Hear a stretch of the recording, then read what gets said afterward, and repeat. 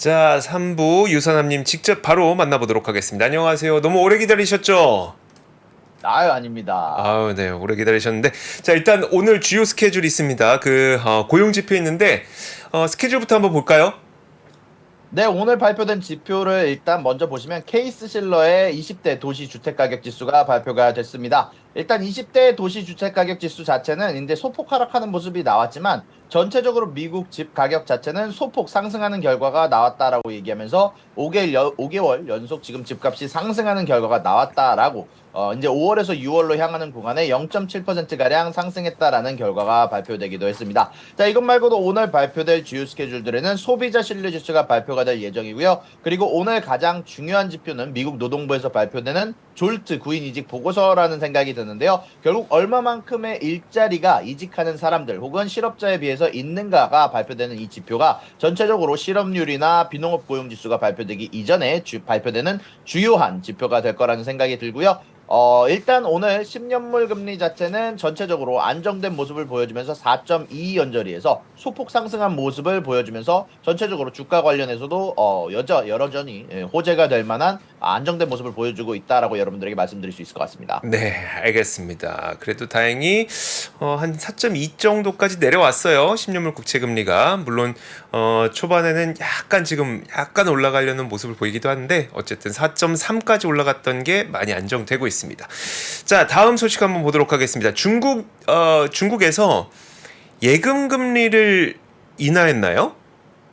네, 중국에서 지금 여러 부양책 발표가 어저께부터 계속 나오고 있는데요. 사실 어저께 말씀드리긴 했지만 어제 나온 부양책은 중국 증시를 부양하기 위한 부양책이었고요. 사실 이제 여러 가지 거래세 인하라든지 아니면 신용 매수에 대해서 80%만 내면 된다. 그리고 마지막으로 자사주 매각 버튼을 뽑아버린 것. 자, 요 세 가지뿐만이 아니라 추가적인 부양책을 약속을 하면서 중국에서 발표를 하기를 4분기에 5년물의 금리를 인하할 것이다라고 발표를 하기도 했고요. 주택담보대출의 금리를 인하하는 동시에 여러모로 부동산을 살리기 위한 정책을 발표함과 동시에 그리고 예금 금리를 인하한다라고 얘기를 발표를 했는데요. 이게 무슨 뜻이냐면 여러분들이 은행에 돈을 넣어 놓아도 붙는 이자가 줄어들므로 여러분들의 은행에 돈을 넣어도 메리트가 줄어들게 만들어서 소비를 촉진시키는 결과를 가져올 수 있는 정책을 발표를 하기도 했고요. 다만 그럼에도 불구하고 전체적인 시장의 반응은 좋지는 않습니다. 일단 시장의 반응이 좋지 않다기보다는 애널리스트들의 반응이 좋지 않다라는 평가가 맞는 것 같은데요. 중국 증시 같은 경우는 어제 오늘 상승하기는 했지만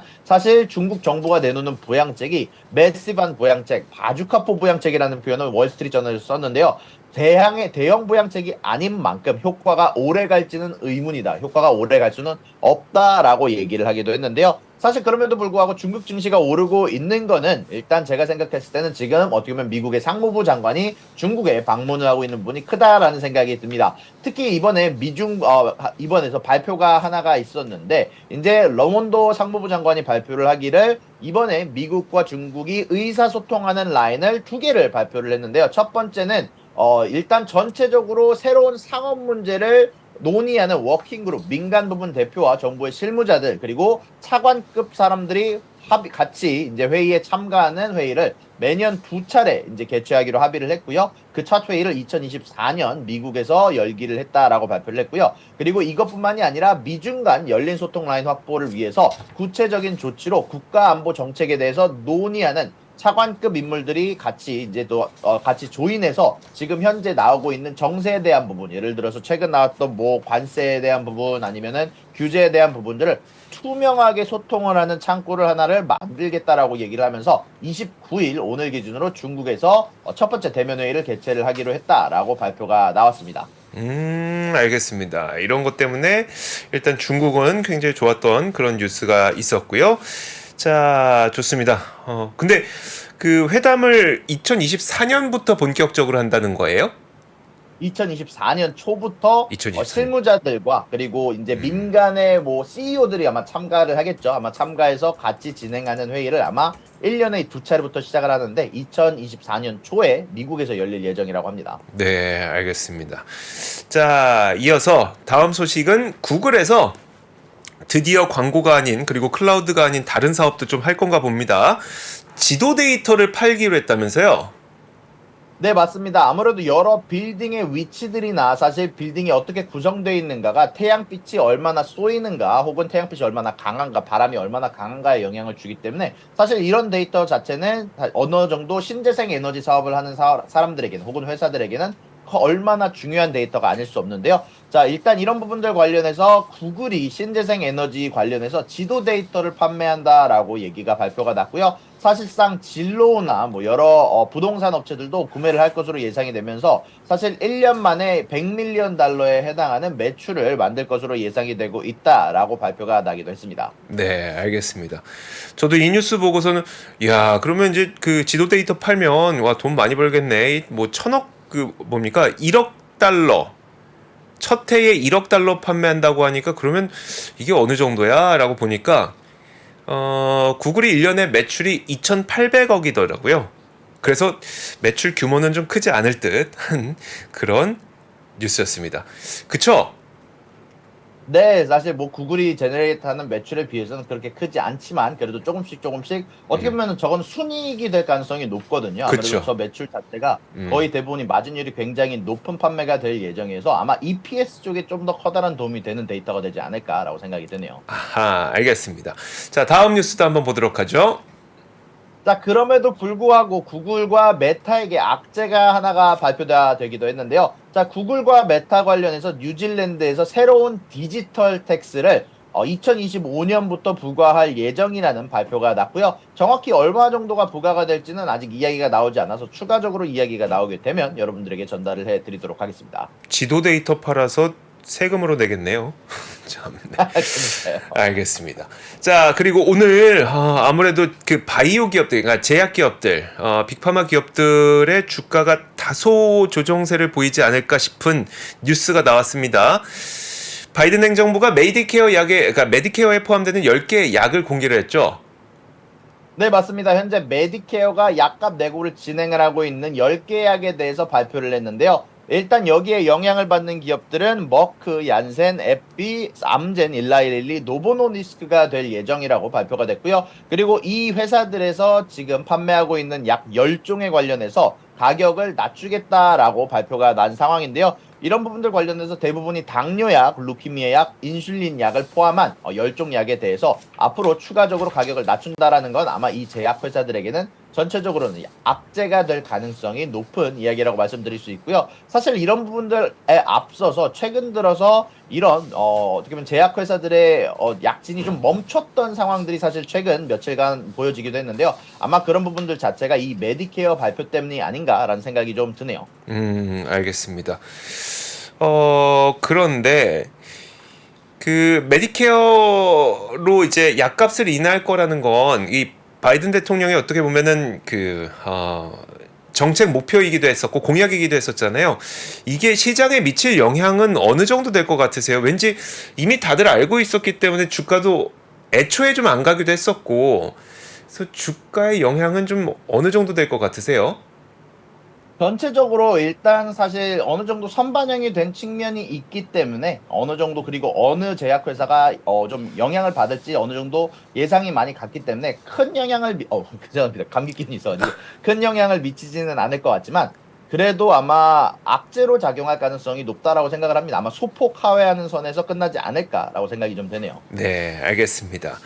자, 그 뉴스도 봤습니다. 이어서 다음 소식입니다. 다음은 인텔 이야기인데 어떤 새로운 뉴스가 나왔을까요? 네, 인텔에서 새로운 칩을 발표를 했습니다. 일단 전력 효율이 2배 이상 전 세대보다 높을 것으로 예상이 되고 있다라고 이야기가 나오고 있는데요. 일단 이 시에라 포레스트라는 칩이 새로운 칩의 이름인데 만약에 나오게 될 경우 다음 해부터 2024년부터 판매가 될 예정이라고 얘기가 나오고 있는데 전체적으로 아마 컴퓨터 칩의 성능이 반도체의 성능이 거의 2배 이상 오른다라고 얘기하는 것이기 때문에 인텔 쪽에서는 개인적으로 생각했을 때 호재가 될 가능성이 높다라고 생각이 듭니다. 네, 알겠습니다. 인텔 시에라 포레스트 칩을 내년에 출시한다. 전력 효율성이 2배 이상이다. 좋습니다. 사실 이게 그 전력 효율성이 요즘엔 워낙 뭐 인공지능이다 그리고 클라우드다 데이터 센터다 해서 그리고 뭐 전기차도 마찬가지고 전력 효율성을 높이는 게 돈을 아끼는 길이기 때문에 이게 되게 중요한 거죠. 그것뿐만이 아니라 일단 기본적으로 모든 CPU라든지 모든 칩의 성능은 사실 전기를 조금 더 넣게 되면 속도가 빨라지게 됩니다. 근데 그 전력 효율이 2배가 높다는 것 자체가 성능상으로도 거의 2배 이상의 데이터를 보여줄 가능성이 높다라는 거거든요. 그래서 전력 효율성이 높다라는 건 가격을 줄이는데도 굉장히 효과적이지만 성능을 올리는데도 효과적이다라는 말씀 전달해 드릴 수 있을 것 같아요. 네, 알겠습니다. 알겠습니다. 자, 개별 기업 이야기들도 몇 가지 준비되어 있습니다. 지금 보니까 그 목표 주가가 상향된 기업들이 몇 개 있더라고요. 네, 맞습니다. 버라이즌, AT&T, 오라클이 전체적으로 목표가 상향의 수혜를 받고 있는데요. 버라이즌과 AT&T 같은 경우는 최근 들어서 이 두 회사가 참가해 있는 뭐 핸드폰이라든지 인터넷 전파 같은 부분들이 최근 들어서 지지부진하면서 레드오션이라는 평가를 받으면서 주가가 계속해서 하락하면서 사실 가치주의 영역에 들어설 정도로 굉장히 많이 멀티플이 낮아져 있는 상황인데요. 이런 부분들 관련해서 CT 쪽에서 매수 의견을 발표를 하면서 목표가를 올리는 발표가 좀 있었고요. 오라클 같은 경우도 UBS가 목표가 상향을 140달러로 시키면서 전체적으로 좋은 소식이 전달이 됐다고 말씀드릴 수 있을 것 같습니다. 네, 알겠습니다. 그러다 보니까 오늘 그 초록불이 많지 않은데 오라클은 한 시간에 그래서 3% 넘게 오르고 있네요. 자, 그리고 니오 이야기 좀 해주시죠. 네, 현재 니오가 장 전에 6%가량 하락하고 있는 모습이 나오고 있는데요. EPS 매출이 양쪽 다 크게 미스하는 모습이 나왔습니다. 매출 같은 경우 5%가량 미스를 했고요. EPS도 좋지 않은 모습을 보여줬는데요. 이런 부분들 관련해서 지금 현재 니오가 주가가 하락하고 있는데 그럼에도 불구하고 지금 전기차 쪽의 전망이 아니라는 발표를 어닝콜 도중에 내놨는데요. 니오가 어닝 발표를 하면서 아웃룩에 관해서 이제 앞으로 가이던스에 관련해서는 조금 더 상향 조정을 하는 지금 당장 우리가 지금 매출이 안 좋게 나왔지만 앞으로는 매출이 좋아질 거다. EPS가 좋아질 거다라는 발표를 내놨다라고 얘기가 나오고 있는데요. 그럼에도 불구하고 이번에 발표한 워낙 매출과 EPS가 워낙 좀 컸기 때문에 전체적으로 주가가 크게 하락하는 모습 나오고 있다라고 전달해 드릴 수 있을 것 같습니다. 네, 알겠습니다. 저는 근데 니오보다 핀토또 있잖아요. 그 핀토또 실적이 참 좀 눈에 인상이 깊던데 이거 좀 설명해 주시겠어요? 네, 맞습니다. 핀디오디오가 실적이 개인적으로 생각했을 때 굉장히 미쳤다라고 말씀드릴 수 있을 정도로 잘 나왔다라고 전달을 해드릴 수 있을 것 같습니다. 사실 제가 저번에 알리바바의 어닝을 전달해 드리면서 아마 이렇게 되면 징동이나 핀디오디오도 크게 영향을 받을 수 있다, 좋게 나올 수 있다라는 말씀을 전달을 해드렸었는데 실질적으로 핀디오디오 같은 경우는 알리바바, 징동닷컴에 이어서 세 번째로 일단 언급이 이제 중국에서 이제 아마존 같은 사업을 하는 이제 기업으로 평가를 받는데요. 사실 이런 핀디오디오가 갖고 있는 제품 중에 하나가 테무라는 제품이죠. 이제 테무를 통해서 여러 가지 판매를 하는데 사실 미국 내에서도 여러모로 핫한 평가를 받고 있는 만큼 어닝이 잘 나올 거란 예측이 많은데 그것보다 훨씬 더 어닝이 잘 나오게 되면서 오늘 주가가 12%가량 상승하고 있는 모습이 나오고 있다라고 전달을 해드릴 수 있을 것 같습니다. 네, 그 테무라고 하는 거는 중국이 아니라 미국에서 오픈한 애플리케이션이에요. 네, 일단 중국에서 쓸 수 있는지 모르겠지만 미국에서 알리바바 익스프레스를 어떻게 보면 대체할 수 있는 여러 제품들을 진짜 뭐 질이 좋지는 않습니다만 질이 좋지는 않지만 가격이 진짜 싼 제품들을 아주 긴 배송 시간이 걸리지만 진짜 싸게 살 수 있는 곳으로 유명하게 돼서 요즘에 많은 주목을 받고 있는 곳입니다. 알겠습니다. 안 그래도 이게 미국에서 인기를 끌고 있다고 하는데 저는 뭔지 모르니까 우리나라에선 경험을 못 해봤었거든요. 그 설명을 좀 듣고 싶었습니다. 자, 저희가 이야기를 나누는 동안 일단 그 미국 시장이 개장을 했으니까 장 초반 분위기 한번 보시면서 나머지 이야기 한번 함께 해보도록 하죠.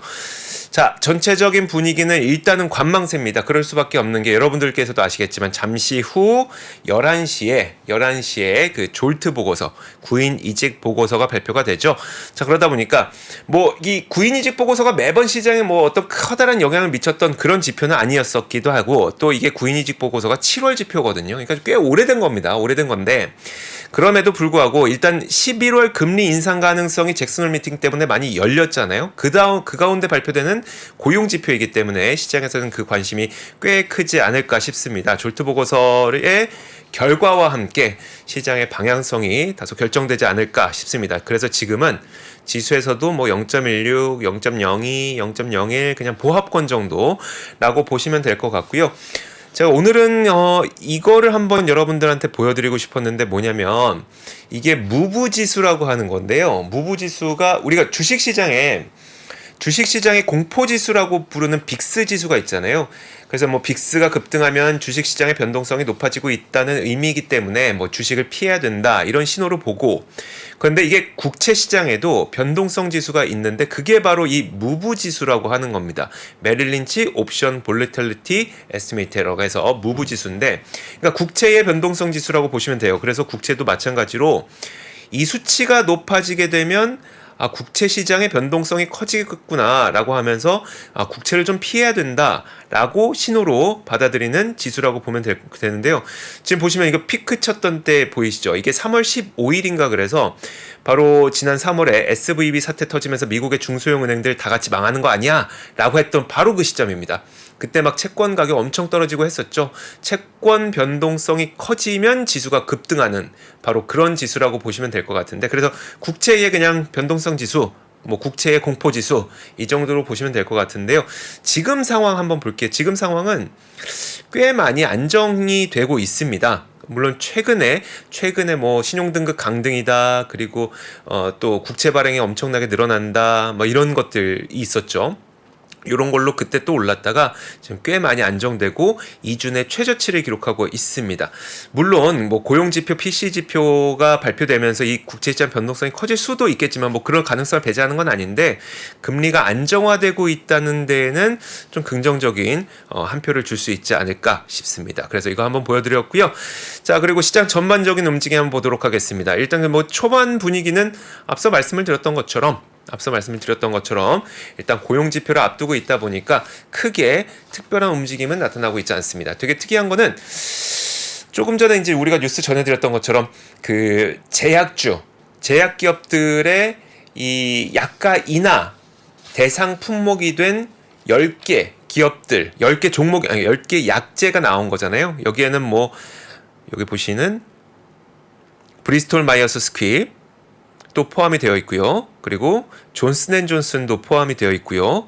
그리고 머크도 포함되어 있고요. 뭐 아스트라제네카, 노바티스, 암젠, 에브비 뭐 이렇게 많이 포함되어 있거든요. 그런데 특이하게 오히려 좀 주가가 올라가는 그런 현상이 나타나고 있습니다. 자, 이런 현상이 나타나고 있다는 건 미리 반영되어 있다는 것일까요? 어쨌든 지금 오히려 이 재료가 나왔음에도 불구하고 이제 올라가고 있다는 점 보시면 될 것 같고요. 이게 구글은 제가 뭐 다른 새로운 특별한 뉴스가 있는지는 확인을 못했는데, 어쨌든 조금 전에 전해주셨던 것처럼 구글 지도 데이터를 API로 이제 판매를 해서 첫 해부터 약 1억 달러 정도의 매출이 나오지 않을까라는 뉴스가 있었던 가운데 한 1.8% 정도 올라가고 있고요. 그리고 조금 전에 말씀해 주셨던 것처럼 버라이즌과 그리고 AT&T, 버라이즌과 AT&T는 이제 목표 주가 상향 그리고 투자의견 상향 조정이 있었죠. 요것도 지금 버라이즌 1.7%, AT&T 한 2% 정도 올라가고 있습니다.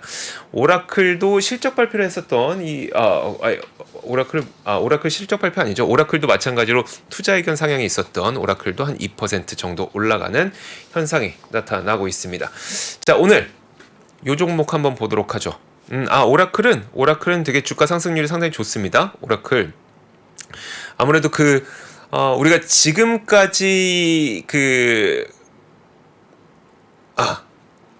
오라클은 제가 나중에 말씀드릴게요. 오라클은 그냥 나중에 하는 게, 제가 좀 정리해서 말씀드리는 게 나을 것 같고, 차라리 요 기업 한번 보도록 하죠. 제가 오프닝 때부터 말씀드렸었던 빈페스트 한번 볼게요.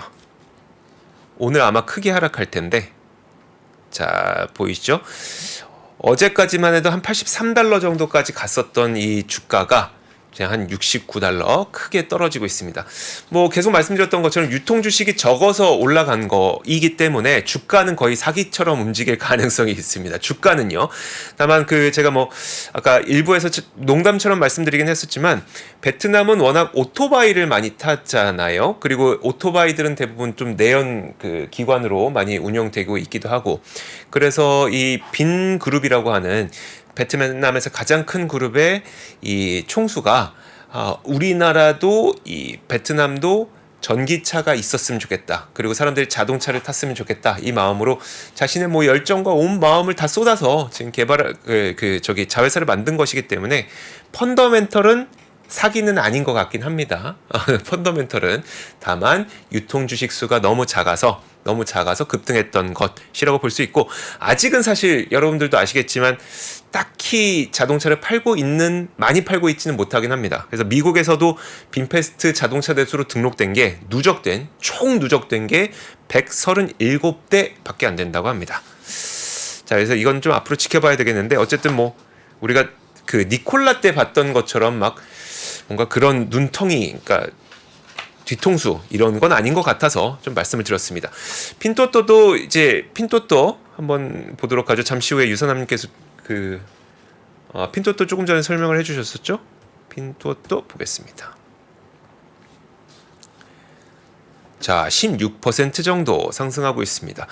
알리바바도 그랬고, 그리고 그 징둥닷컴도 그랬고, 사실 중국은 소비를 비롯해서 경제가 굉장히 부진하기 때문에 다들 이렇게 실적은 좀 저조했었는데, 핀토토는 앞서 말씀해 주셨던 것처럼 테무라고 하는 미국 내에서의 어떤 애플리케이션도 있었고, 이런 것들 덕분인지 한 16% 정도 실적도 좋았고요. 주가도 크게 올라가고 있습니다. 자, 유선남님, 그 베스트바이 이야기 저희가 안 들어봤어요. 베스트바이도 실적을 발표한 건가요? 네, 맞습니다. 베스트바이에서도 실적 발표를 했는데 미국 내에서 얼마만큼 전자제품에 대한 소비가 나오고 있는지를 알려주는 지표라고 생각이 되는데요. 일단 베스트바이 같은 경우는 EPS와 매출 양쪽에서 비트가 나오긴 했지만, 애널리스트들은 일단 이런 부분들에 대해서 평가를 하면은 일단 뭐 이 예상치보다는 높기는 했지만 뭐 좋은 쿼터라고 보기는 어렵다라는 반응을 사실 야후 파이낸스에서 내놓기도 했고요. 그럼에도 불구하고 주가가 오르고 있는 이유는 내년에 사실 전자제품에 관련된 수요가 오를 것 같다라는 전망치를 내놓으면서 베스트바이 주가가 약 3%가량 상승하고 있는 모습이 나오고 있다라고 여러분들에게 전달해 드릴 수 있을 것 같습니다. 네, 알겠습니다. 자, 이 외에도 초반 분위기 제가 좀 짚어드리지 못했던 부분 좀 짚어주실까요? 네, 일단 전체적으로 엔비디아가 사실 PE 레이시오가 거의 지금 오랜만에 내려가고 있다라고 얘기가 나오면서, 사실 저저번 분기에 어닝 발표를 한 이후에 최저치로 나오고 있다라고 얘기가 언급이 이제 블룸버그를 통해서 나오기도 했었는데요. 지금 전체적으로 대형주들은 구글 쪽 빼고는 전체적으로 안 좋은 모습들이 나오고 있는 것 같고요. 그리고 말씀드렸던 것처럼 재미난 건 제약회사들이 오늘 사실 올라가고 있는, 뭐 어떻게 보면은 뉴스의 파라라의 반대가 되는 부분들이 아닐까요? 이미 알려진 뉴스가 해결이 되다 보니까 사실 어제에도 어떻게 보면은 3M이 악재가 해소가 된 이후, 어떻게 보면은 이제 소송에 대한 부분이 합의에 나온 이후에 올라가고 있는 모습이 나오고 있는데, 아마 제약회사 쪽에서도 그런 쪽의 반응이 좀 나오고 있는 게 아닌가라는 생각이 좀 드네요. 네, 알겠습니다. 자, 이렇게 저희가 몇 가지 장 초반에 꼭 살펴봐야 될 뉴스들 저희가 빠짐없이 정리를 해봤습니다. 유선남님, 뭐 빠뜨린 거 없죠? 저희 웬만한 거 다 짚어봤죠? 자, 알겠습니다. 자, 그러면 유선남님은 오늘 여기서 보내드리도록 하겠습니다. 오늘 너무 오래 기다리게 해드려서 죄송하고요. 한 가지 여쭤보고 싶은 거 있었는데, 그 미국의 허리케인 지금 다가오고 있다고 해서 뉴저지는 그 경로에서 좀 안전 지역이세요? 일단 아마 어느 정도 영향을 받는 걸로 아닌데, 일단 별로 신경을 쓰고 있지 않아가지고요. 저도 소식은 들었는데, 좀뭐 커다랗게 신경 쓰고 있는 편은 아닌데, 사실 홍수 지역에 있는 사람들이 조금 더 커다란 영향을 받을 가능성이 높아서 홍수 지역에 계신 분들 위주로 아마 미국에 계신 분들을 좀 살펴보시면 좋을 것 같습니다. 네, 알겠습니다. 뉴저지는 괜찮은 거죠? 네, 괜찮을 것 같습니다. 아마도. 네, 알겠습니다. 유선아님 보내드리도록 하겠습니다. 오늘도 수고하셨습니다. 고맙습니다. 아유, 수고하셨습니다. 네, 감사합니다. 자, 사실 오늘 시장은 뭐 이제 잠시 후에 졸트 보고서, 구인 이기적 보고서가 나오고 난 이후에도 아마 그래도 경계심은 계속 있을 것 같아요. 뭐 물론 금리가 좀 안정세를 찾았다는 것은 긍정적이나 이제 ADP 민간 고용, PCE 지표, 그 다음에 금요일에 발표될 비노공 고용, 이런 고용 지표들, 그리고 PCE 지표까지 줄줄이 예정이 되어 있다 보니까 다소 좀 경계심이 있는 그런 시장 움직임이 있지 않을까라는 생각이 듭니다. 뭐 그래도 금리가 좀 안정적이면 그래도 좀 괜찮겠죠? 괜찮겠죠? 알겠습니다. 자, 그러면 잠시 후에 나오는 고용 지표도 여러분들 잘 챙겨보시면 좋을 것 같고요. 저희는 내일 같은 시간에 또 오도록 하겠습니다. 여러분들 좋은 밤 보내시고 저는 내일 올게요. 고맙습니다.